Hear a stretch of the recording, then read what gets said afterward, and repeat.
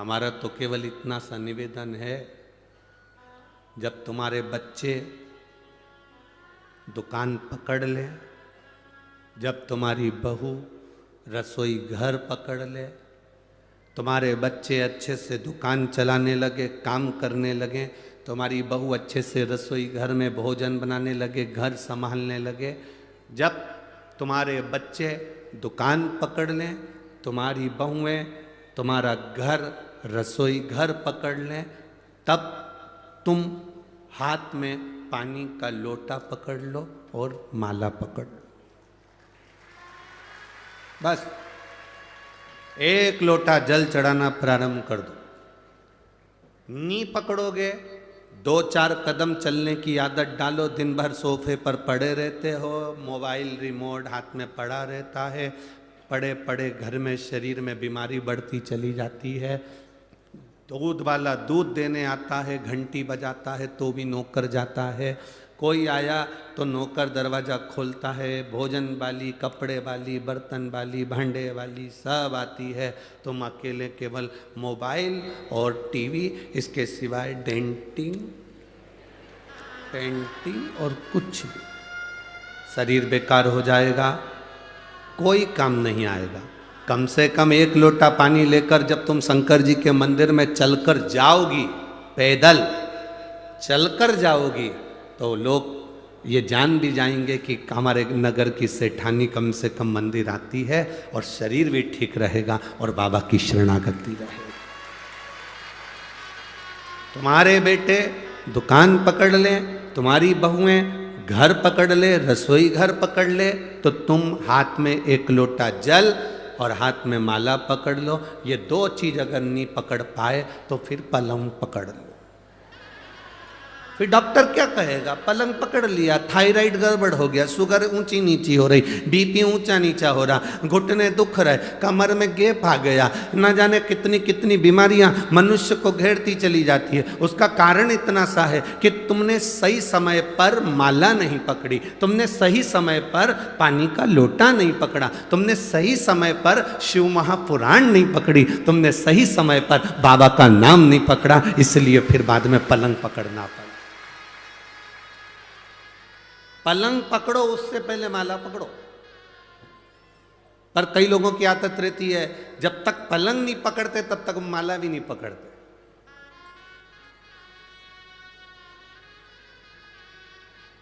Doctor ने कहा थोड़ा घूमा करो, कितना घूमती हो? जाया करो घूमने, बीमारी बढ़ रही है। अब घूमने जा रही है, डॉक्टर कहा तब घूमी, पहले घूम लेती ना। पलंग पकड़ा तब माला पकड़ी तो मतलब कुछ नहीं है। एक उम्र होती है, उस उम्र में एक मोड़ आता है और उस मोड़ में सावधानी की जरूरत होती है। बचपन और बुढ़ापे के बीच का जो मोड़ है, कई लोग कहते हैं जवानी में तो घुमा फिरा जाता है, कमाया जाता है, दिहाड़ी में तो धंधा पानी देखा जाता है, भगवान का कोई भजन करा जाता है। ये मोड़ है जिंदगी का। अब तुम्हारे यहाँ शादी में मोड़ बनता है कि नहीं बनता वो हमको नहीं मालूम। हमारे यहाँ तो हाँ, जो शादी होती है तो दूल्हा को भी एक यहाँ पर मोड़ बांधते हैं और दुल्हन को भी एक यहाँ पे मोड़ बांधते हैं। तुम्हारे यहाँ बांधते हैं? अरे बोलो तो जम के। बांधते ना मोड़। मोड़ क्यों बांधते हैं? और मोड़ बांधते हैं तो मोड़ बांधने का कारण केवल इतना है कि अब तो ये मोड़ तेरे सर पर बांधा गया है, बहू के सिर पर मोड़ बांधा गया है। मोड़ बांधने का मतलब ये है कि अब तुम्हारी लाइफ में, तुम्हारी जिंदगी में एक मोड़ आने वाला है, उस मोड़ में सावधान रहना, नहीं तो जिंदगी नरक हो जाएगी। इसलिए मोड़ बांधा जाता है। जैसे ही आप यहां से जाओ, नासिक से जाओगे, अगर आप सीहोर के लिए जाओगे तो बीच में बहुत सारे मोड़ पड़ेंगे, तो लिखा रहता है मोड़ है सावधान। कहीं कहीं लिखा रहता अंधा मोड़ है सावधान। बोलो पढ़ा कि नहीं पढ़ा? तुम लोगों ने पढ़ा? मोड़ सावधान हो जाओ।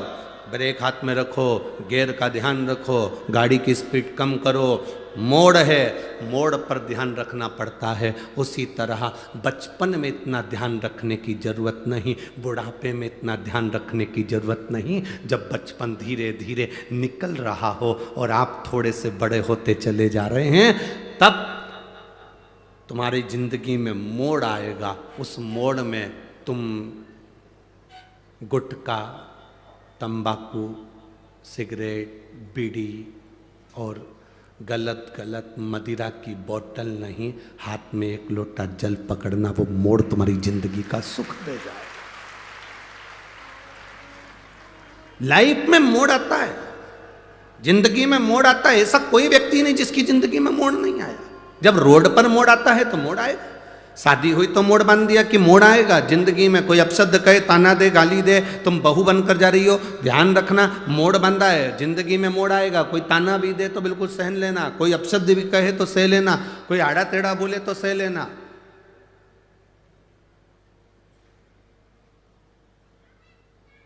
कहीं इधर उधर भटकना मती। आज देव उठनी एकादशी है।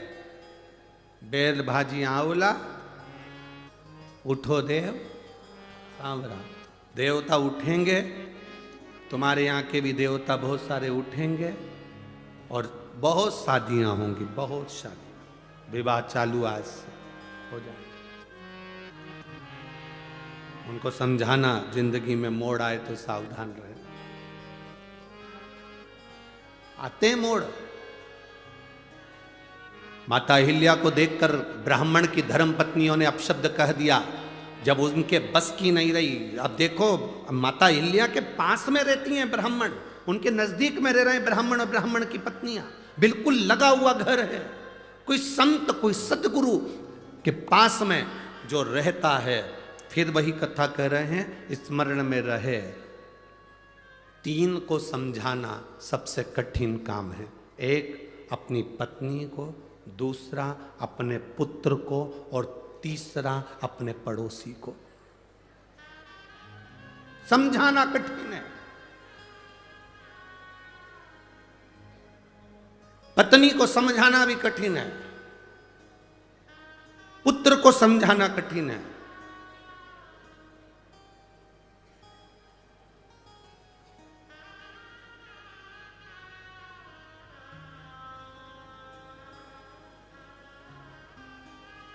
और पड़ोसी को समझाना कठिन, बहुत कठिन काम। ये पड़ोसी, ये रिश्तेदार, नातेदार जो आसपास में रह रहे हैं, वो आपके लिए अच्छा बहुत कम मात्रा में बोलेंगे, इतना स्मरण रखना।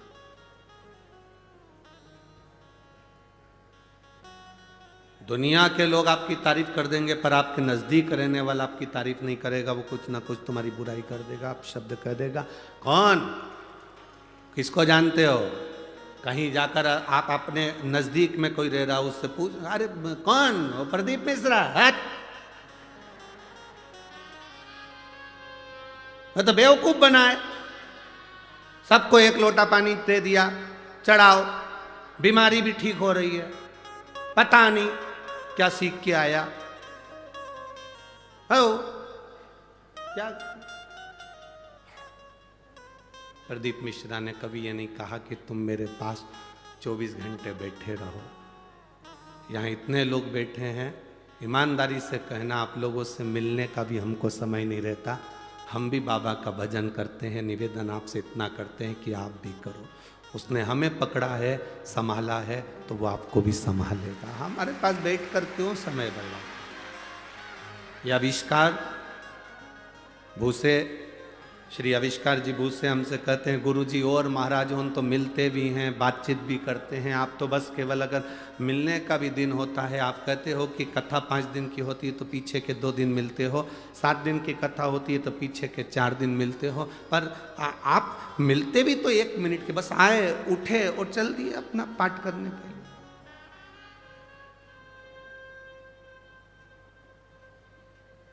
अच्छा, ईमानदारी से बोलो, तुमको हम समय देंगे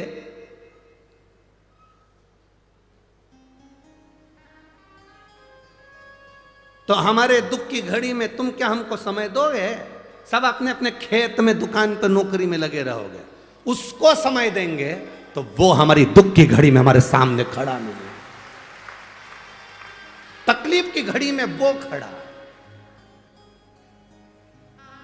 पर आपकी आदत ऐसी होगी, तुम अपने रिश्तेदार को समय देते हो बहुत, शादी में समय देते हो बहुत, फैशन में समय देते हो बहुत, खाने में समय देते हो बहुत, जितने स्टॉल लगे हैं शादी में सब निपटाते हो सब। भले पानी पूरी के लिए मुंह कितना ही चौड़ा करना पड़ा, पर खाते जरूर, समय देते। श्रृंगार में समय दिया, रिश्तेदार को समय दिया, परिवार को समय दिया, बेटे को समय दिया, बेटी को समय दिया, कुटुंब को समय दिया, सबको समय दिया। और एक बार एक्सीडेंट हो गया, कहीं बीमारी आ गई, वेंटिलेटर पर पड़े हो, वेंटिलेटर पर पड़े हो, बीमारी आ गई, एक्सीडेंट हो गया, तकलीफ आ गई, कष्ट आ गया, आखिरी का समय पलंग पर पड़े हो। अब अंदाजा लगाना कौन कितना समय दे रहा। बेटियां भी बांट लेती हैं, तू मम्मी को देखने कब जाएगी, तू 8 दिन चली जाना, फिर पीछे के 8 दिन में चली जाऊंगी क्योंकि बच्चों की एग्जाम है। भैया, बड़े भैया को कहा तुम चले जाना, छोटे ने कहा कि एक काम करना, 8 दिन में हॉस्पिटल में रह लूंगा, 8 दिन तुम रह लेना। जिसको तुमने समय दिया पूरी जिंदगी, पड़ोसियों को समय दिया, वो कौन से हॉस्पिटल में बैठ गए? जिसको समय दिया, आजमा कर देखना, तुम पर जब दुख आता है, उस दुख की घड़ी में जितने रिश्तेदार सब मुंह मोड़कर बैठ जाते हैं। और जिसको तुमने समय नहीं दिया, मेरे देव अधिदेव महादेव को, मेरे शिव को, मेरे बाबा को, जिसको तुमने समय नहीं दिया, केवल एक जरा सा समय दिया था, एक लोटा जल चढ़ाना है। अपने नासिक में शिव पुराण की कथा हुई, जैसे भिंड में होने जा रही है 28 तारीख से, फिर जलगांव में होने जा रही है 5 तारीख से। ऐसे तुम अपने नजदीक में अगर शिव पुराण हो रही है, अपने नजदीक में शिवालय है, जहां तुम अपना समय दे रहे हो, ये समय तुम अपनी डायरी में लिखकर जरूर रखना कि मैं 1 घंटे पहले कथा में पहुंची थी, वहां पहुंचकर मैंने श्री शिवाय नमस्तुभ्यम का जप किया, प्यासे को पानी पिलाया, घर से 4 रोटी बनाकर ले गई थी, अचार का फिंगर बनाकर, पुंगा बनाकर, गुट्टा बनाकर अपनी अपनी पड़ोसन को दे दिया था, उन्हें खाया, पानी पिया, उसका पुण्य मेरे खाते में है। मैंने बाबा को समय दिया, बाबा ने मेरी दुख की घड़ी में, आखिरी में डॉक्टर कह देता है अब मेरे बस की बात नहीं है, मेरे हाथ में नहीं है। डॉक्टर जब कह दे कि अब तेरे हाथ में नहीं है, अब उसके हाथ में है, मतलब समझ लेना अब उसने आपको अलग से समय दिया। और थोड़े बहुत भी ठीक हो गए तो समझ लेना उसने आकर संभाल लिया था, समय दे दिया था, समय दिया उसने। एक व्यक्ति मिलिट्री में सर्विस करता,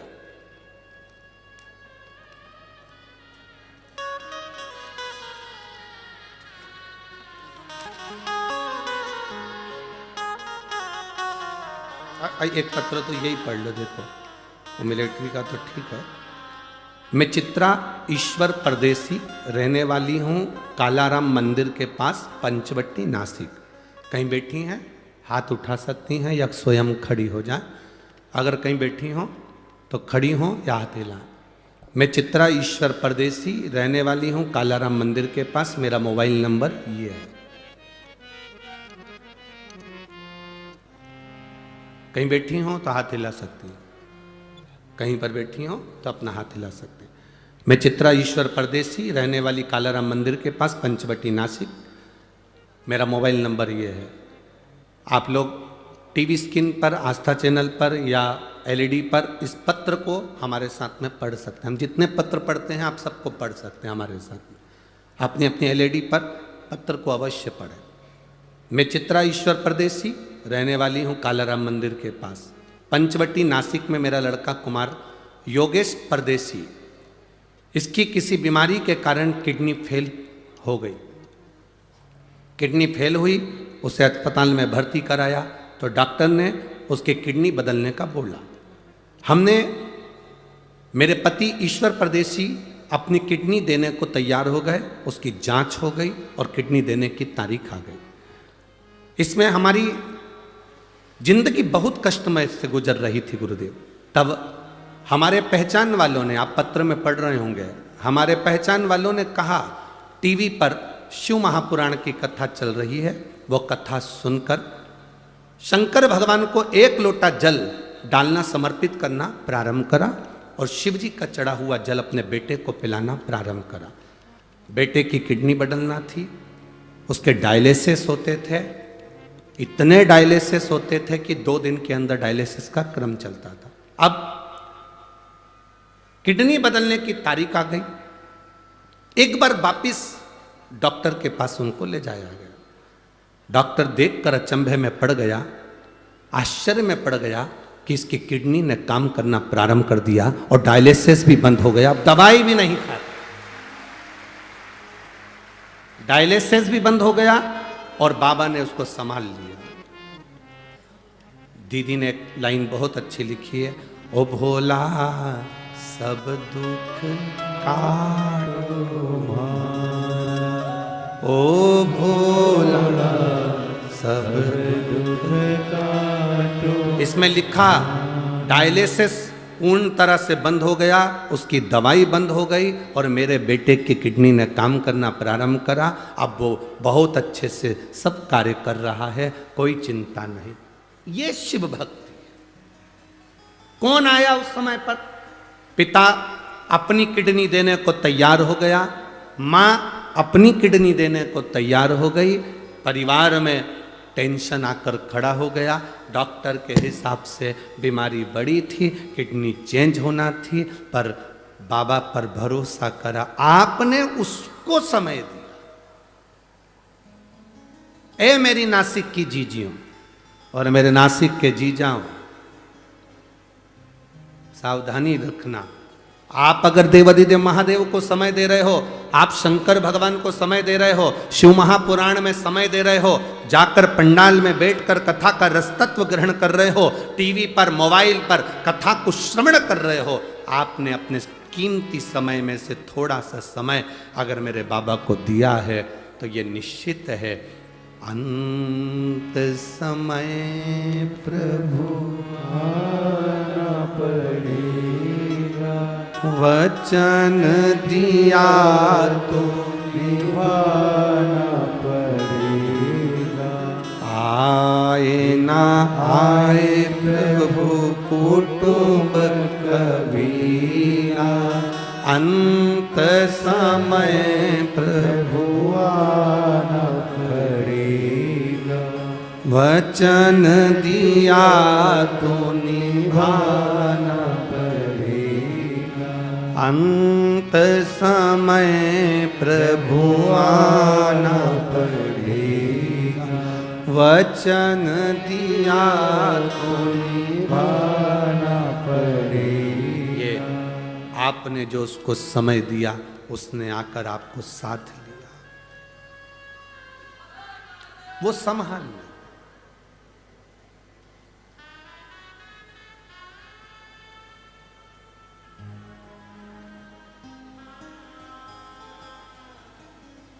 सारी समस्या का हल। अब इस बहन से कोई पूछे, ये कालाराम मंदिर के पास में जो रहती है, चित्रा ईश्वर परदेसी, कालाराम मंदिर के पास पंचवटी नासिक में जो रहती है, उसका मोबाइल नंबर भी यहाँ लिखा। इस बहन से कोई पूछे कि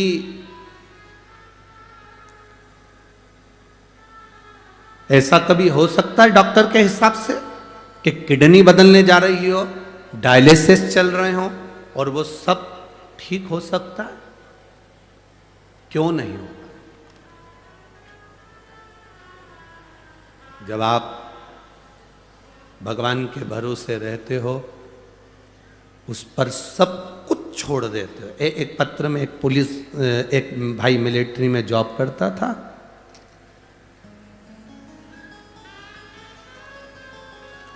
और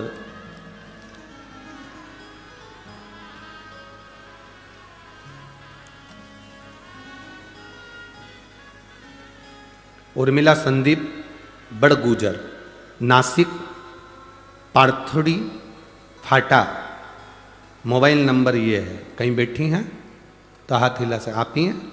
श्री शिवाय नमस्तुभ्यम। मेरा पति संदीप बड़गुजर जो आर्मी में 19 साल कार्यरत होकर रिटायर हो गए, 5 साल से सरकारी नौकरी के लिए प्रयास कर रहे थे कि गवर्नमेंट की कोई अच्छी नौकरी उनको मिले, पर कोई चांस 5 साल से नहीं लगा। तब मेरी माँ जो आपकी बहुत बड़ी शिव महापुराण की भक्त हैं, उन्होंने मुझसे कहा एक बार पशुपति व्रत कर। पति पत्नी दोनों ने मिलकर पशुपति व्रत किया, बाबा से प्रार्थना करी। पति कहते हैं क्या ऐसा हो सकता है? पशुपति व्रत का फल क्या मिल सकता है? ये व्रत तो हमने कभी सुना नहीं, 6 दिया का ये फल हमने कभी आज तक देखा नहीं। फिर भी माँ कह रही है अपन व्रत करते हैं। घर में प्रसाद बनाना, 6 दिए लेकर मंदिर जाना, 5 दिए लगाना, प्रसाद के 3 हिस्से करना, 2 हिस्से मंदिर में छोड़ना, 1 मंदिर का हिस्सा लेकर आना, 6ठा दिया दरवाजे पर लगाना, ये सब कुछ हमने किया।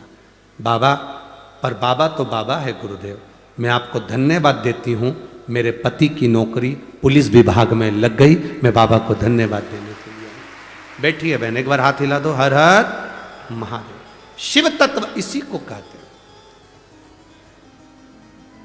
एक विश्वास जागृत हो, एक भरोसा केंद्रित हो। जब विश्वास दृढ़ हो जाता है, भरोसा केंद्रित हो जाता है, तब मेरा बाबा स्वयं आकर खड़ा हो जाएगा। स्वयं लाखों के दुखड़े जो तू हर गया डमरू वाले, मेरे दुखड़ों को देख कर क्यों डर गया डमरू वाले। लाखों के दुखड़े जो तू हर गया डमरू वाले, मेरे दुखड़ों को देख कर क्यों डर गया डमरू वाले। अब देव उसको समय। हम क्यों कहते हैं कि 1 लोटा जल सबको चढ़ाना चाहिए? घर के बच्चे हैं तो वो चढ़ाए, बेटी है तो वो चढ़ाए, बेटा है तो वो चढ़ाए, पति है वो भी चढ़ाए, पत्नी है वो भी चढ़ाए। कारण कब वो जल तुम्हारे किस काम आएगा वो तुम भी नहीं जान सकते। तुम्हारी दुख की घड़ी में कब मेरा देव अधिदेव महादेव आकर खड़ा हो जाएगा तुम समझ नहीं पाओ। गाली देने वाले, अपशब्द कहने वाले, ताने देने वाले, आड़ा टेढ़ा बोलने वाले कोई दूसरे नहीं होंगे, तुम्हारे नजदीक में रहने वाले तुमको बढ़ता हुआ देखकर, प्रसन्न होता देखकर दुखी होंगे। गौतम बाबा, गौतम ऋषि और माता अहिल्या से उनके पास में रहने वाले ब्राह्मण ब्राह्मणी जो निवास करते थे, उनके अंदर ईर्ष्या जागृत हो। कोई दूसरा नहीं, नजदीक पड़ोसी, पास में रह रहे, नजदीक में रह रहे।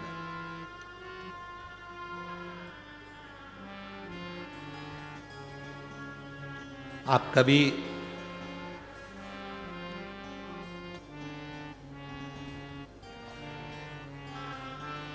अब जब गौतम ऋषि के नजदीक में रहने वालों ने चाल चली, ब्राह्मणियों ने अपने अपने पतियों से कहा कुछ भी हो जाए, यह गौतम ऋषि मेरी आंखों में, अहिल्या और गौतम ऋषि हमारी आंखों में खटक रहे हैं।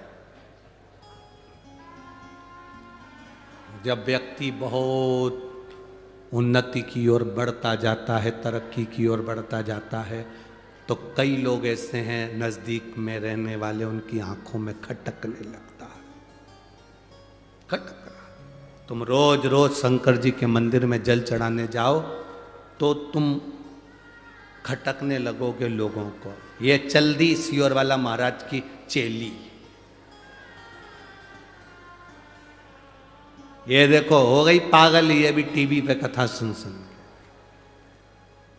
ये चल दी पानी चढ़ाने के लिए, ये चल दी जल चढ़ाने के लिए। आग लगे बस्ती में, क्या किसको रोइए, चादर तान के सोइए। कहने दो, बोलने दो। अब शब्द कहेगा, कहने दो। माता अहिल्या को देखकर नजदीक में रहने वाली ब्राह्मणी ने अपने पतियों से कह दिया, ये खटक रहे हैं। अपने नजदीक में रहने वाला कोई ऐसा होगा, बहुत सारे ऐसे होंगे जो तुम उनको खटकोगे। इसका नाम क्यों चल रहा है, इसकी शोहरत क्यों, इतना पैसा कहां से आ रहा है, इतना धन कैसे आ रहा है, इतना बड़ा निर्माण कैसे कर लिया, इतना धन कैसे कमा लिया, इतना वैभव कैसे, इसको लोग क्यों पूछते हैं, इसको क्यों मानते हैं लोग, इसकी बात महादेव भी क्यों मान लेते हैं। ये कथा में कहते हैं, भजन में कहते, स्मरण में कहते, क्यों स्वीकार करते, बहुत को खटके। गौतम ऋषि और माता अहिल्या क्यों खटके नजदीक वालों को, उसका कारण इतना सा था, नगर में पानी नहीं गिरा, क्षेत्र में पानी नहीं गिरा। सारे नगर के लोग गौतम ऋषि की धर्मपत्नी अहिल्या के पास आए, माता माता माता। कई लोगों ने कहा अहिल्या के पास चलते हैं, गौतम ऋषि से कहेगी, जब गौतम ऋषि इतनी शंकर जी की भक्ति करते हैं, गौतम ऋषि शंकर का इतना भजन करते हैं, तो जरूर वो पानी गिरवा सकते हैं। सब आए अहिल्या माता के पास में। अहिल्या जी ने गौतम ऋषि से कहा, नगर में पानी नहीं, क्षेत्र में पानी नहीं, कुछ करिए। भगवान गौतम ऋषि ने शंकर जी की आराधना करी, बाबा का भजन करा। जो भजन किया, भजन करते से ही जल वृष्टि प्रारंभ हो गई, जल वृष्टि प्रारंभ। अब जल वृष्टि हो गई, चारों तरफ जय जय घोष हो गई, गौतम ऋषि की जय हो, माता अहिल्या की जय हो, धन्य है ऐसे ऐसे ऋषिवर धन्य है, ऐसी माता धन्य। पूरे नगर में हाहाकार मच गए, क्षेत्रों में हाहाकार मच गए। दुनिया के लोग गौतम ऋषि से मिलने के लिए आने लगे, उनको प्रणाम करने आने लगे, उनको नमन करने लगे। माता अहिल्या की जय जयकारी होने लगी। बड़ी सतीवान है, बड़ी पतिव्रता, परमेश्वर को मानने वाली है, उसकी जय जयकार होने लगी। वो जय जयकार इन ब्राह्मण की पत्नियों को नहीं सुहाया, जो पड़ोस में रहते थे उनको नहीं सुहाया। तुम्हारी जय जयकार, तुम्हारी प्रबलता लोगों को नहीं सुहाएगी, पर तुम घबराना नहीं। पड़ोसन ने कह दिया, ये खटक रहे, इनको निकालो। और तब ब्राह्मणों ने गणेश जी का हवन करा। गणेश जी आए, कहा इन पर तुम गौ हत्या का दोष लगा दो। गणेश जी बोले, ऐसा मत करो। क्यों कर रहे, उसने क्या बिगाड़ा तुम्हारा, कुछ तुम्हारे गाली दी, अपशब्द कहा, कभी तुमसे मिला, कभी तुमसे आड़ा टेढ़ा कहा, कभी तुम्हारा मिलन हुआ, कभी तुम्हारे लिए उसने कुछ अपशब्द कह दिया, नहीं, तो फिर तुम क्यों कह रहे हो। नहीं, हमको खटक रहा, हमको खटक रहा, हमको ठीक नहीं, हमको श्रेष्ठ नहीं लगा, ये हमें खटक रहा। ठीक है, अगर ये तुम्हें खटक रहा है, गणेश जी महाराज मन पर पत्थर रखकर स्वयं दुबली पतली दुर्बल गाय बन गए और गाय बनकर गौतम बाबा के आश्रम की ओर चले। गौतम बाबा ने आज तक किसी गौ माता को एक कंकर उठाकर नहीं मारा था, क्योंकि गौतम ऋषि को मालूम था, एक बार राजा जनक मार्ग से जाती हुई गाय को हटा दिए थे साइड में से, तो उनको भी नरक जाना पड़ा था, उनको भी नरक।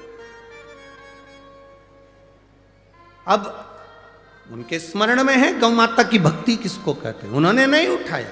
पर गाय जब नजदीक की ओर आने लगी, जहां शिवलिंग था, उस शिवलिंग के पास में गौ माता आने लगी, तो उन्हें छोटी सी एक हल्की सी दुर्बा का त्राण, छोटा सा, इतना छोटी दुर्बा पतली गाय को बस ऐसा करा और गाय थोड़ी सी आगे बढ़ी और प्राण छूट गए।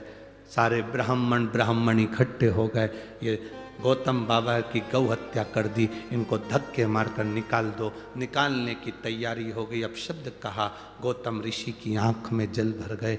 अहिल्या देवी रोने लगी। अहिल्या जब रोई तब गौतम ऋषि ने कहा, कहाँ जाएंगे। अहिल्या कहती है, आप चिंता ना करो, वो है जिसको हमने समय दिया, वो हमारा समय संभालने के लिए जरूर आएगा, वो है, संभालेगा।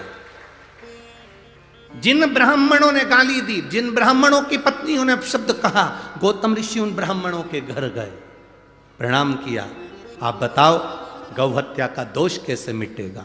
1000 वर्ष तक तुम्हें तप करना पड़ेगा, साधना करना पड़ेगी, भूखा रहना पड़ेगा, भोजन नहीं करना है, गोबर पर लिपे हुए पर बैठकर तप साधना करनी है, जंगल में रहना पड़ेगा और गंगा को अपने घर तक लेकर आना पड़ेगा, तब तुम्हारा ये पाप ब्रह्म हत्या का, गौ हत्या का कटेगा। गौतम ऋषि ने स्वीकार कर लिया, मैं सारे तीर्थ करूंगा, तीर्थ कर कर बाद में तप करूंगा, 1000 वर्ष तक गंगा को लेकर आऊंगा। अब उन्होंने तो कहा था गंगा को लोटे में लिया ना, पर इनने समझा गंगा को यही लाना पड़ेगा, बैठ गए तप साधना करने के लिए। 1000 वर्ष निकल गए, शंकर भगवान प्रकट होकर सामने खड़े हो गए। मांग गौतम बाबा, क्या चाहिए गौतम ऋषि? अहिल्या तुझे क्या चाहिए? गौतम ऋषि सम्मुख, गौतम ऋषि शिव जी कह रहे हैं मांगो, गौतम ऋषि कहते हैं बस कृपा करो, गंगा लाना है यहां। इतनी सी बात। शंकर जी ने कहा पहले मेरा मन कर रहा है कि जिसने तेरे पर झूठा इल्जाम लगाया उनको मैं पूर्ण तरह से बर्बाद कर दूं। जिन्होंने तेरे ऊपर गलत इल्जाम लगाया मैं उनको श्राप देना चाहता हूं। इतने में गौतम ऋषि की पत्नी अहिल्या चरण में पड़ गई। ना ना बाबा, बाबा ना, बाबा ना, ना। अरे उन्होंने तुमको ब्राह्मण गौ हत्या लगा दी, मैं उनको श्राप देने के लिए तैयार हूं। अभी हाथ में शंकर जी ने जल लिया गंगा का, श्राप देने। मां अहिल्या चरणों में पड़ गई। बाबा ना, बाबा ना, मैं तुम्हारे हाथ जोड़ती हूं बाबा, हमारा पुण्य इतना हमने करा, उसका ये फल मिलेगा कि ब्राह्मण की पत्नियों को और पतियों को श्राप? ना बाबा, बाबा ना। चरण पकड़ लिया अहिल्या ने भोलेनाथ के। बाबा रुको, बाबा कह रहे हैं उन्होंने गालियां दी, अपशब्द कहे, ताने दिए, गौ हत्या का दोष लगाया, तुम उनको श्राप नहीं देने दे रही? नहीं बाबा, मैं श्राप नहीं देने दूंगी। क्यों? क्योंकि बाबा अगर वो हम पर दोष नहीं लगाते, गाली नहीं देते, ताना नहीं देते, गौ हत्या नहीं लगती तो आप भी तो नहीं आते, आप भी तो नहीं आते। जब हमको गालियां पड़ी, जब अपशब्द कहे, ताना दिया, आना टेढ़ा कहा, जब हमारे ऊपर दोष पर दोष लगाए, हम भक्ति में डूबे रहे, तभी तो आपका दर्शन हुआ है ना बाबा। अगर वो नहीं होते तो आपका दर्शन कैसे होता बाबा?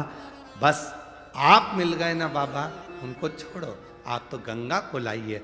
शंकर भगवान ने 7 जटा में से 7 केश को ऊंचा किया, गंगा की धार गोदावरी बनकर निकलकर प्रकट हो गई। गोदावरी बनकर प्रकट। भागीरथ बाबा गंगा को लाए थे और गौतम बाबा गंगा को लाए थे।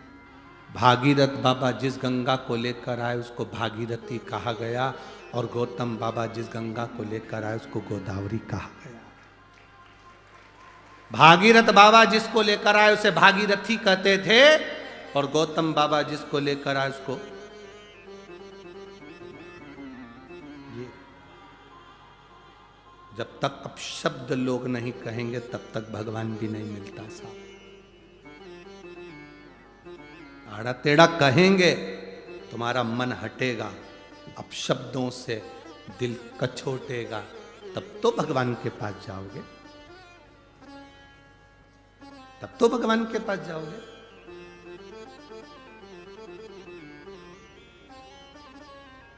भगवान के पास जीव जाता कब है? जब दुनिया का वो वहां पर अपन जाते हैं गंगा नहाने के लिए, वहां लिखा रहता हरिद्वार।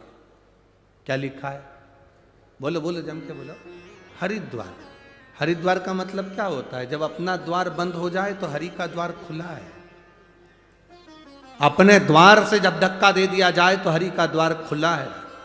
अपना द्वार बंद हो जाए तो हरि का द्वार खुला है। उसका नाम हरि द्वार है।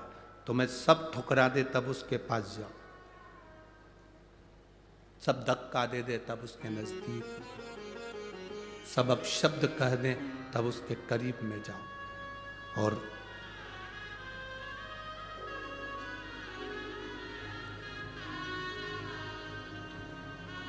उसकी भक्ति में जितना रम सकते हो उतना रम जाओ। देवउठनी एकादशी है।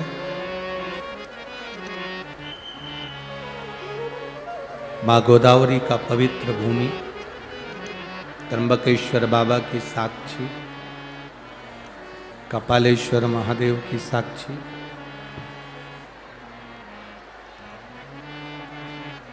माँ सप्तश्रृंगी माता की साक्षी और शिव महापुराण की कथा संपूर्ण विश्व के कल्याण हेतु जो हो रही है, आप दिल से बाबा को प्रार्थना करिए।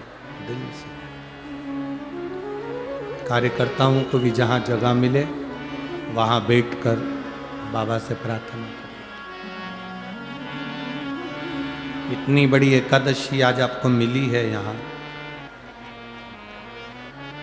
बाबा से अपने मन की बात कहने के लिए। देव दीपावली की कथा बाऊ से कहिए।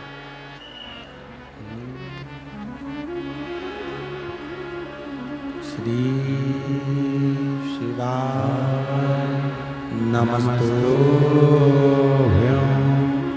श्री शिवाय नमस्तुभ्यं, श्री शिवाय नमस्तुभ्यं, श्री शिवाय नमस्तुभ्यं, श्री शिवाय नमस्तुभ्यं, श्री शिवाय नमस्तुभ्यं, श्री शिवाय नमस्तुभ्यं। भोला सब दुख काटो हमारा, ओ भोला सब दुख काटो हमारा।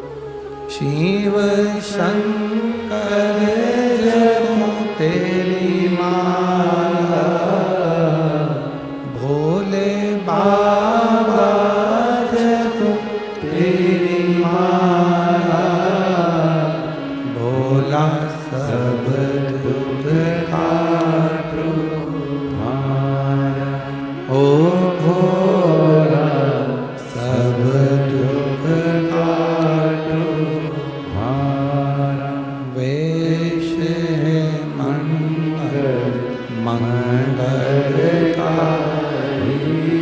वेश है मंगलकारी, शमशान वासी हमारा, शमशान वासी हमारा, ओ भोला सब दुख काटो हमारा, ओ भोला सब दुख काटो हमारा। शिव कथा कहती है, जब हमारे विश्वास को हम दृढ़ कर लेते हैं तब परमात्मा को मिलने में देरी नहीं होती। माता अहिल्या, गौतम बाबा शंकर भगवान से कहते हैं अब आप यहीं पर रुको। ब्रह्मा और भगवान विष्णु भी दर्शन करने पधारते हैं, तो भगवान माता अहिल्या और भगवान स्वयं गौतम बाबा ने हाथ जोड़कर कहा आप भी यहां पर विराजो। ब्रह्मा, विष्णु और महेश तीन त्र्यंबक के रूप में, शिवलिंग के रूप में, त्र्यंबकेश्वर के रूप में विराजित थे। सारे 12 ज्योतिर्लिंग में जितने भी 12 ज्योतिर्लिंग हैं, उन ज्योतिर्लिंगों में स्वयं शिव हैं, पर त्र्यंबकेश्वर की पवित्र भूमि पर ब्रह्मा, विष्णु और महेश तीनों हैं।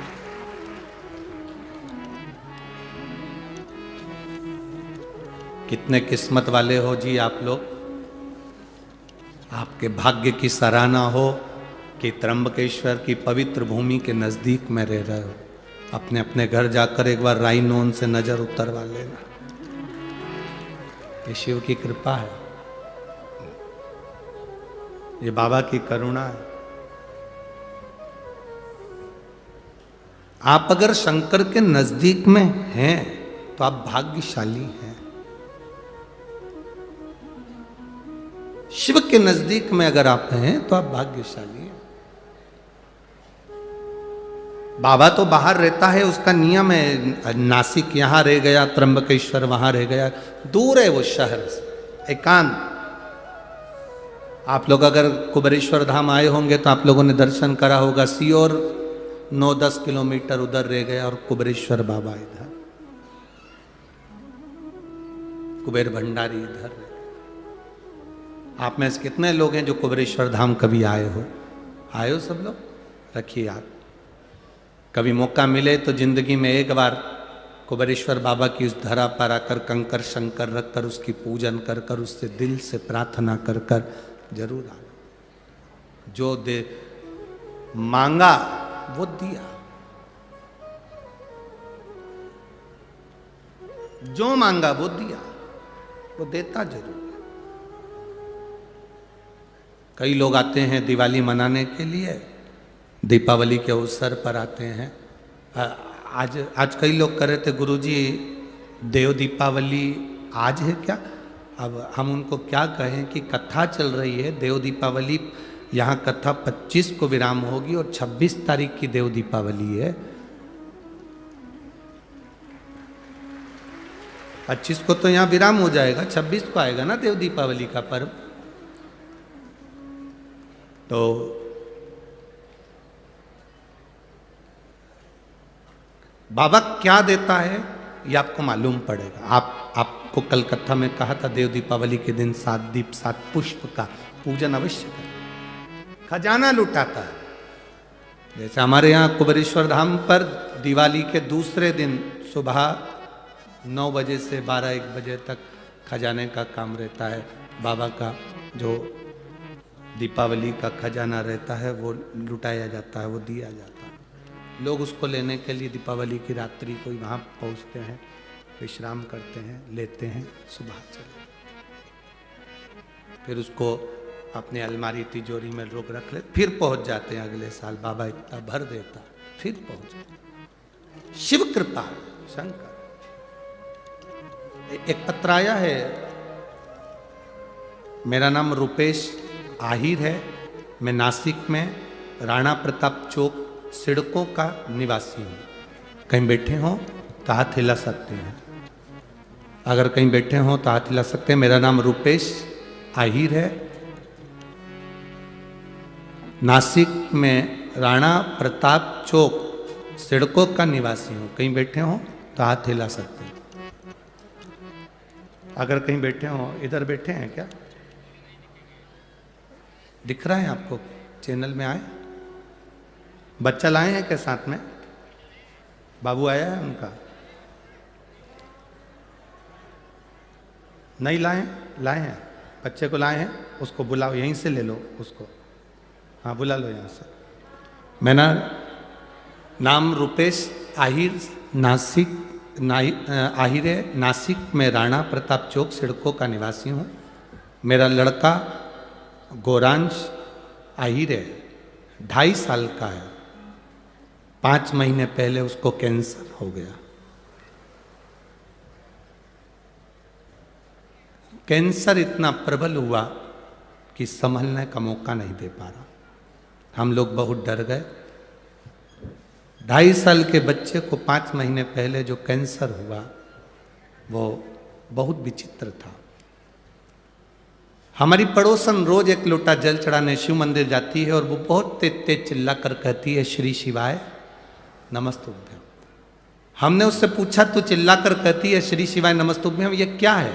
उसने कहा ये सीहोर वाला महाराज कथा करता है तो इस मंत्र का जाप बताता है, हम वही जपते हैं। सीहोर कहाँ? आप जाएंगे उज्जैन तो सीहोर सर्च करेंगे, पहुंच जाएंगे। हमने कहा हम सीहोर नहीं जा सकते क्योंकि बेटे को तो अभी कैंसर हो गया, पर बाबा का नाम लेकर मैं कथा जरूर सुनूंगा। चैनल चालू करा, कथा सुनना प्रारंभ करा। डॉक्टर के हिसाब से कैंसर बड़ा विचित्र था, करें क्या? डॉक्टर से कहा कि इस छोटे से बच्चे का कैंसर का कहीं ऑपरेशन करना या अन्य चीजें करना बहुत कठिन है। तब डॉक्टर से कहा आप तो थोड़ी दवाई दे दो, बच्चा छोटा है, 2.5 साल का है, कैसे संभालेगा। अब श्री शिवाय नमस्तुभ्यम कहना प्रारंभ करा, शिव जी को 1 लोटा जल चढ़ाना चालू करा। बेटे को ले जाकर शंकर जी को आप कथा में कहते हो उसके भरोसे रहो। मेरे बाबा दया करना, मैं तेरे उस बच्चे को हमने बाबा के सहारे छोड़ दिया कि अब ये तुम्हारी औलाद, तुम्हारी संतान, तुम संभालो। दूसरी बार हम डॉक्टर के पास चेक कराने गए तो कैंसर नील में आ गया। बच्चा आया ला रहा है, बच्चा ला रहा है। अच्छा बच्चा घर चले गया है, ठीक है ना बाबू, हाथ हिलाओ एक बार। श्री शिवाय।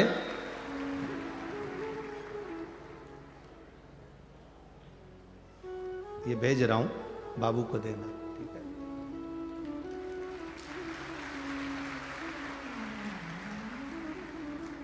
अब ठीक तो है, एक हाथ हिला दो एक बार। शिव कृपा बनी रहे। गुरुदेव आप तो व्यासपीठ से कहते हो कथा, पर वो कथा नहीं रहती।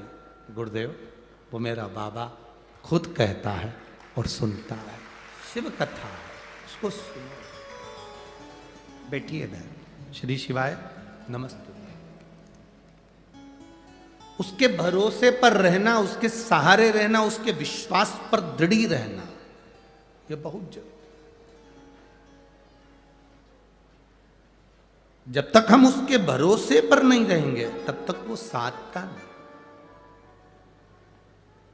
अब 2.5 साल का बच्चा 5 महीने पहले हो गया कैंसर, कैसे सधे वो माता पिता के हृदय की बात कौन जाने कि क्या स्थिति होती होगी एक माँ की, क्या स्थिति होती होगी एक पिता की। पर मेरे बाबा दया करना,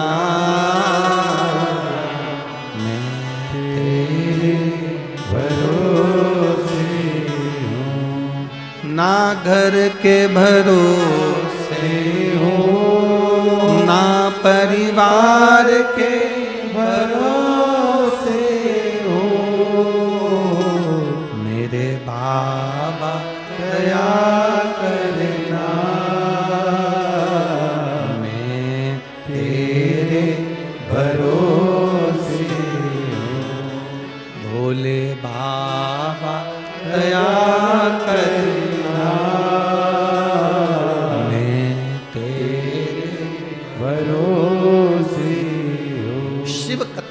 कृपा की कथा।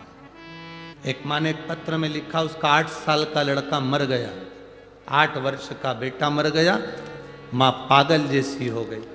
माँ पागल जैसी हुई तब उसने सब देवी देवता सब इधर उधर सब कर दिए।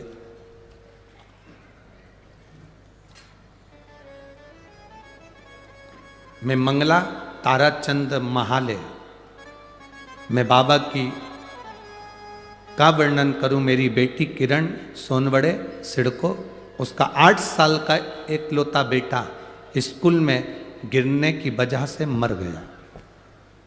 अंदरूनी चोट ज्यादा आई थी। 6 मार्च को उसका देहांत हो गया। बाबा बेटी पागल जैसी हो गई, पूरा घर टूट गया। 4 घंटे के अंदर उसके प्राण चले गए। बाबा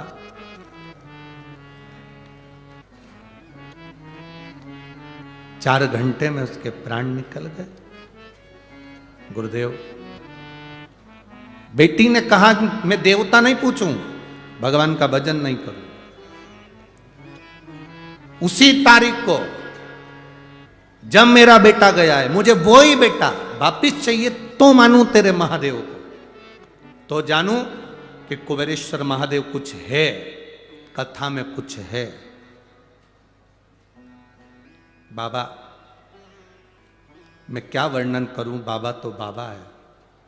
मैंने बेटी से कहा तो चिंता मत कर, बाबा जरूर देगा और कृपा जरूर करेगा। थोड़ा समय निकला, समय निकलने के बाद बेटी रोती रहती, बावरी जैसी हो गई। तब शिव जी के मंदिर में जल चढ़ाकर शंकर के शिवलिंग को हाथ लगाकर रोती रहती, मुझे मेरा बेटा चाहिए और वही चाहिए और उसी तारीख को चाहिए जिस तारीख को आपने लिया है।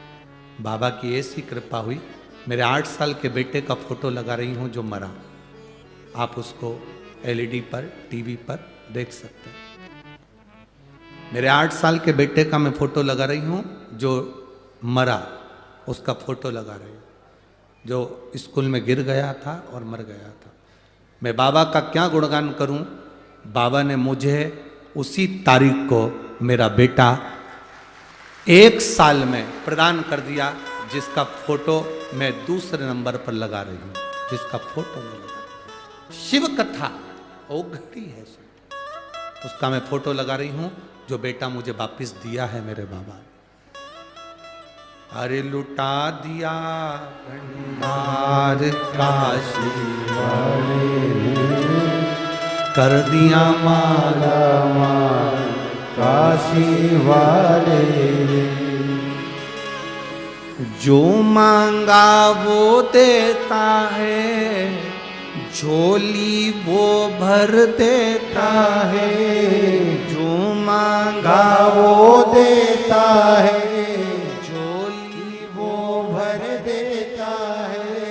सबका साथ निभाता है, सबका साथ निभाता है।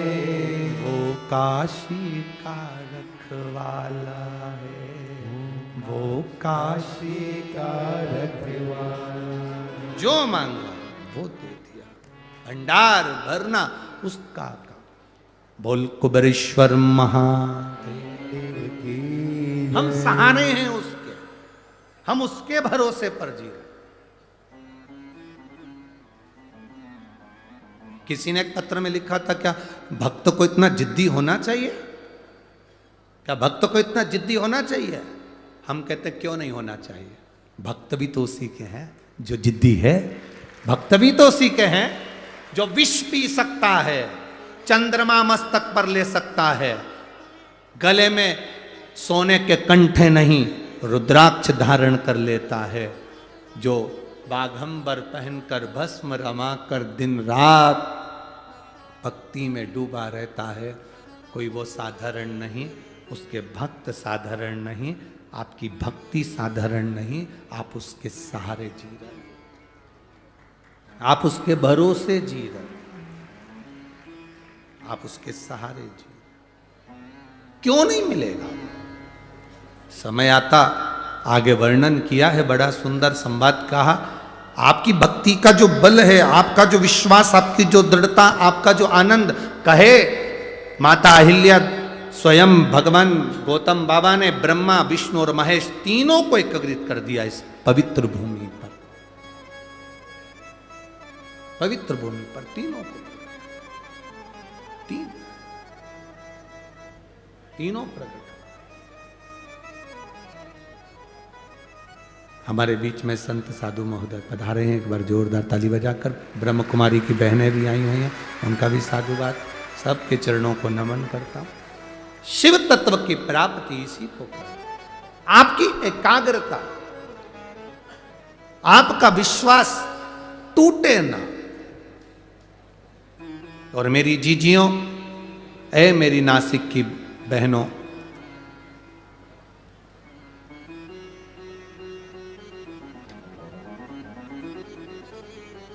एक बात अपने जीवन में उतार कर रखना, और मेरे जितने नासिक के जीजा बैठे हुए हैं वो भी अपने भीतर उतारे, बेटियां बेटे भी अपनी जिंदगी में उतारे। आप कितने भी अप टू डेट बन जाओ,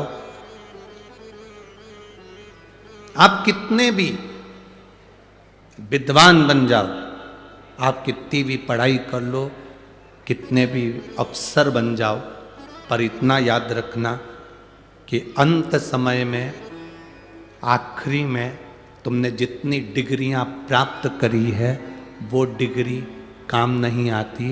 अंत समय में जो तुमने भजन करा है वो डिग्री काम आती है। तुम्हारे पास में कौन कौन सी डिग्री है वो तुम जानो। तुम कितने बड़े ओहदे पर बैठे हो वो तुम जानो।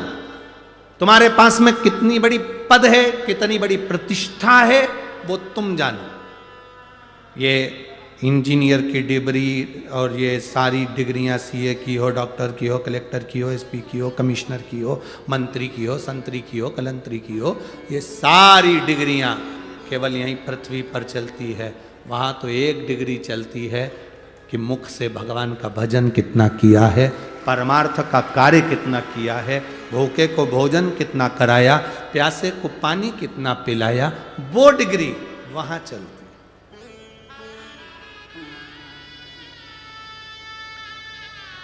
तुम साड़ी पहन रही हो, दूसरे से पूछोगे ना तो वो दिन भर तुमको साड़ी पहने हुए भी साड़ी में कहीं ना कहीं तुमको गलतियां दिखा देंगे। थोड़ा नीचे करो, हाँ पाँव में दबा के नीचे करो, हाँ। फिर किसी से पूछो, देखना ठीक लग रही हो ना, पीछे से थोड़ी सी नीची होगी, आगे से ऊंची होगी, नीचे करो। अब उधर से करी तो इधर से।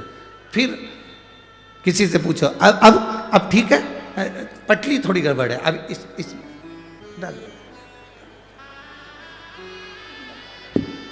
आप अब ठीक लग रही। फिर किसी से, पटली तो ठीक है, नीचे से जो लटकन आ रही ना वो गड़बड़ है, उसको थोड़ी सी ऐसा खोद। फिर किसी से पूछो।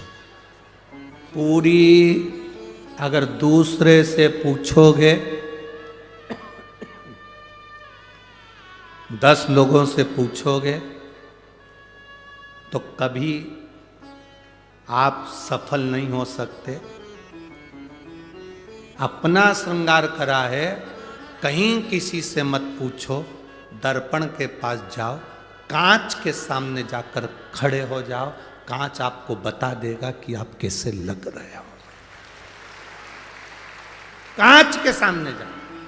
इनसे पूछोगे ना तो ये सब बताते रहेंगे, कोई कहेगा ये, कोई कहेगा वो, कोई कहेगा ऐसा, कोई कहेगा वैसा। आप जितने लोगों से आप योगी से पूछो तो वो कहेगा योग करो। पंडित जी से पूछोगे तो कहेगा भगवान को पाना है तो यज्ञ करो। योगी से पूछो तो कहेगा योग करो। भोगी से बोलोगे तो कहेगा भोग करो। साधु से पूछोगे तो कहेगा सब छोड़कर तीर्थ करो। सबसे पूछ रहे हो मैं कैसा लग रहा हूं, मैं कैसी लग रही हूं। शिव पुराण कहती है किसी से मत पूछो, दर्पण है शिव महापुराण की कथा, कांच है शिव पुराण की कथा। एक बार सामने जाकर बैठ जाओ, तुम्हारा मन करे पानी का लोटा उठाओ, मंदिर पहुंच जाओ, श्री शिवाय नमस्तुभ्यम मुख से 11 बार 21 बार प्रतिदिन निकालो, प्रतिदिन। दर्पण है शिव पुराण। दूसरे से पूछोगे वो बताएंगे क्या हो गया, मेरे को दुख है, ऐसा करिए, जाओ वहाँ जाकर भभूति लिया ना, वहाँ जाकर बेल बांध दिया ना, वहाँ नारियल बांध दिया ना। किसी के यहाँ गए, कहीं का कोई घूम रहा था, उससे पूछ लिया तुम बता दो मेरे को तकलीफ बहुत सारी है। उसने कह दिया तेरी पड़ोसन ने तेरे ऊपर कुछ करा है। अब पड़ोसन से संबंध अच्छे थे, बेचारी से बिगाड़ा हो गया। फिर किसी ने कह दिया तेरी बहू बुरी आ गई, किसी ने कहा बेटा ही बुरा हो गया, किसी ने कह दिया तेरी बहू मायके से करा के लाई थी इसलिए तू बीमार पड़ गई। बस व्यर्थ की बातें दिमाग में भर लिए, कचरा इकट्ठा कर लिया। तुमने सबसे पूछा मैं कैसी लग रही, मैं कैसी लग रही, मैं कैसी लग रही। एक बार शिव पुराण में पहुंच जाती, एक बार दर्पण के सामने खड़ी हो जाती, मालूम पड़ जाता सब व्यर्थ है। ये सारा ढोंग प्रपंच कहीं नहीं। कोई कहे तुमसे कि किसी ने तुम्हारे ऊपर कुछ कर दिया, किसी ने कह दिया तुम्हारे ऊपर तुम्हारी बहू ने कुछ कर दिया, किसी ने कह दिया सास ने कुछ कर दिया, किसी ने कहा मेरी दुकान उसने बंद कर दी, किसी ने कहा उसने ये बंद कर दिया। अगर ये तंत्र मंत्र काम करते होते तो दुनिया के लोग सबसे पहले वो दिल्ली में बैठा है। तुम्हारी तो छोटी सी दुकान है, बड़ी बड़ी कंपनी के मालिकों पे नहीं करते लोग बात। इतना पैसा, करोड़ों का धन, वैभव, सत्ता सब कुछ है ना। किसी की सामर्थ्यता नहीं आपके भाग्य के आगे। जो दुख लिखा है तो दुख भोगना पड़ेगा और सुख लिखा है तो सुख भोगना पड़ेगा। पर इतना याद रखना, दुख की घड़ी में अगर तुम दर्पण के सामने खड़े हो, तैयार होते समय दर्पण के सामने खड़े हो, दर्पण सब सत्य बता देगा। दुख की घड़ी में शिव महापुराण की कथा में बैठ गए, शंकर के दरवाजे खड़े हो गए तो वो दुख काट देगा। कोई नहीं काटेगा, केवल एक शिव।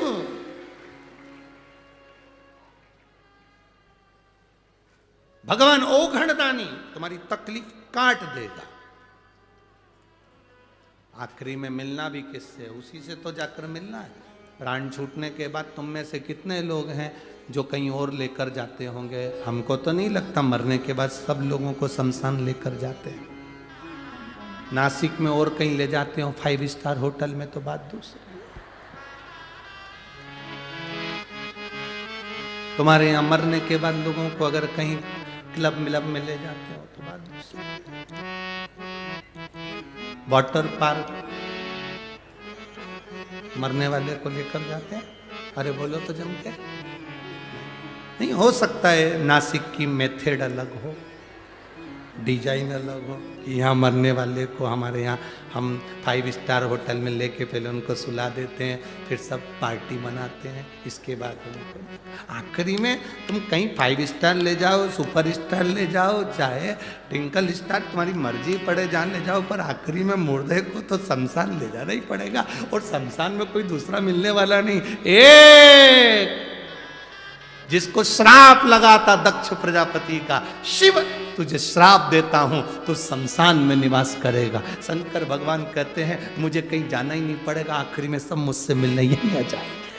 क्या करूंगा?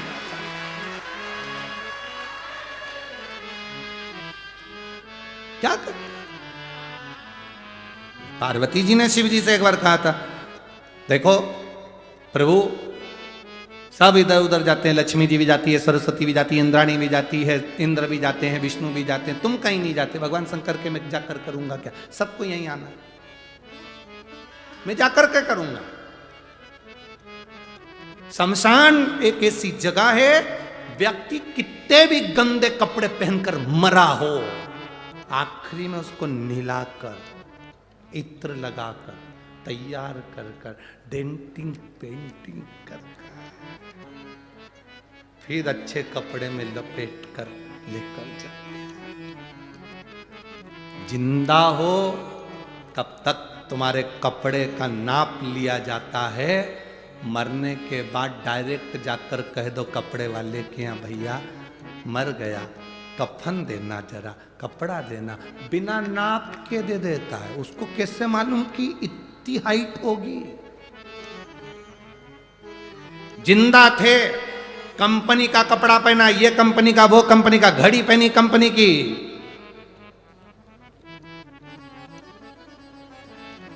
जो ऑटो पे लगाते हो ना तुम लोग लाइन खींच के, वो भी कंपनी का, कंपनी का,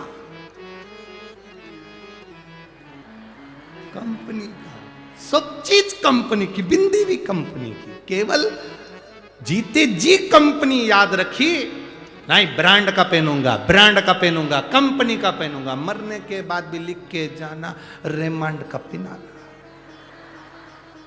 मरने पर नहीं मालूम कौन सी कंपनी का कपड़ा उड़ा दिया, कौन सी कंपनी का सामान लगा दिया, तब तो कोई कंपनी याद नहीं आई। तब अंत में किसी ने कह दिया, देखो अब कुछ नहीं बचा शरीर में, एक काम करो, गंगा जी का जल मुंडा में डाल दो, तुलसी का दल डाल दो। और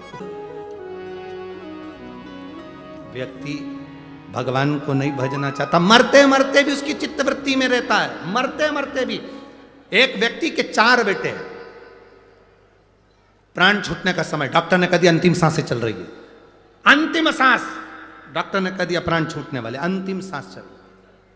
उसके 4 बेटे, पत्नी पति से कह रही है, सुनो तुम्हारे प्राण जाने वाले हैं, भगवान का नाम ले लो, ईश्वर का नाम ले लो, शिव का नाम ले लो, राम का नाम ले लो।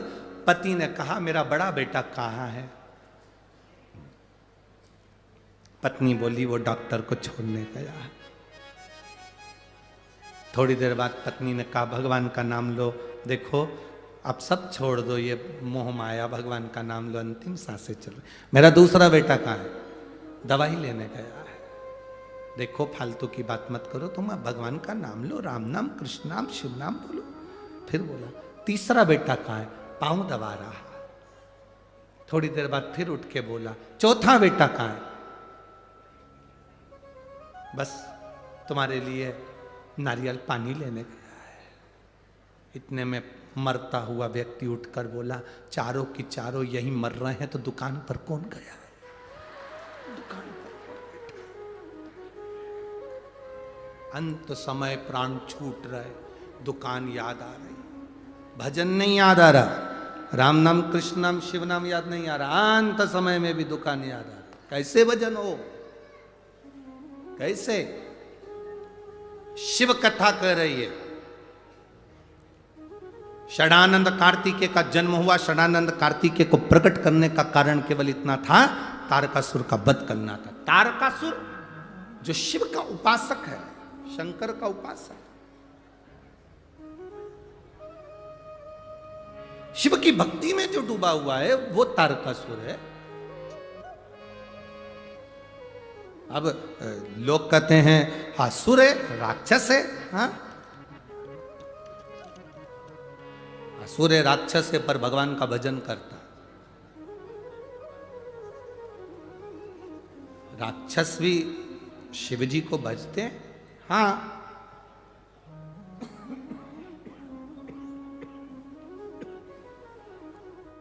राक्षस भी शिव जी को भजते हैं। हाँ, भजते हैं।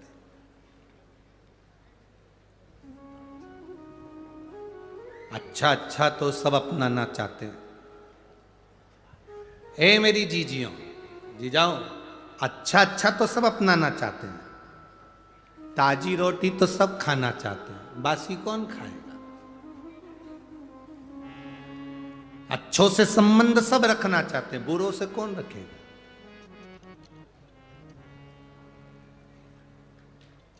जब अच्छे कपड़े तुम पहनना पसंद करते हो, अच्छा भोजन करना पसंद करते हो, अच्छे घर में रहना पसंद करते हो, तो अच्छे से भगवान के मंदिर जाना भी तो प्रारंभ करो, तो ये सब अच्छा मिलना प्रारंभ हो जाए।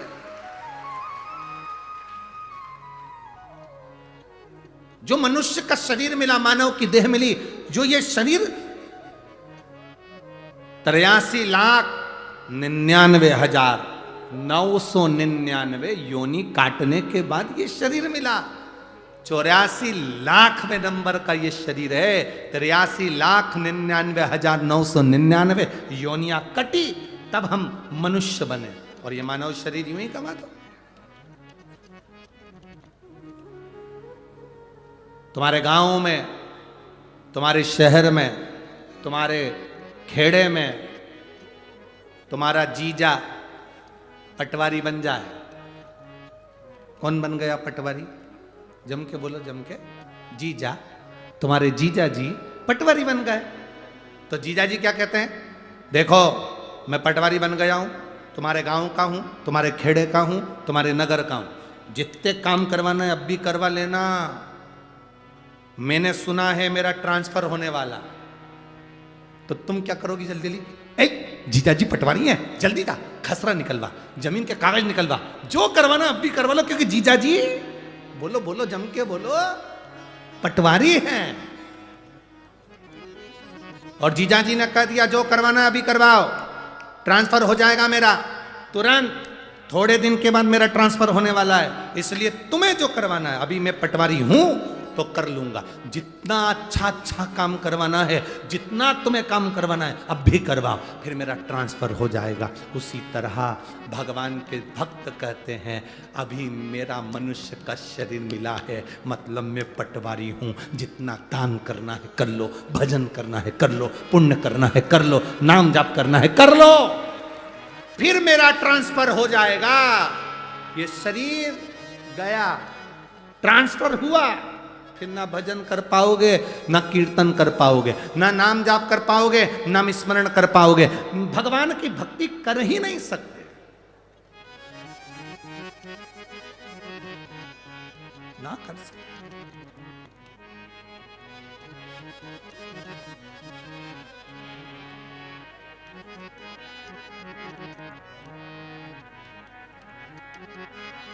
इसीलिए आप लोगों से कहा था, शिव के सिवा कहीं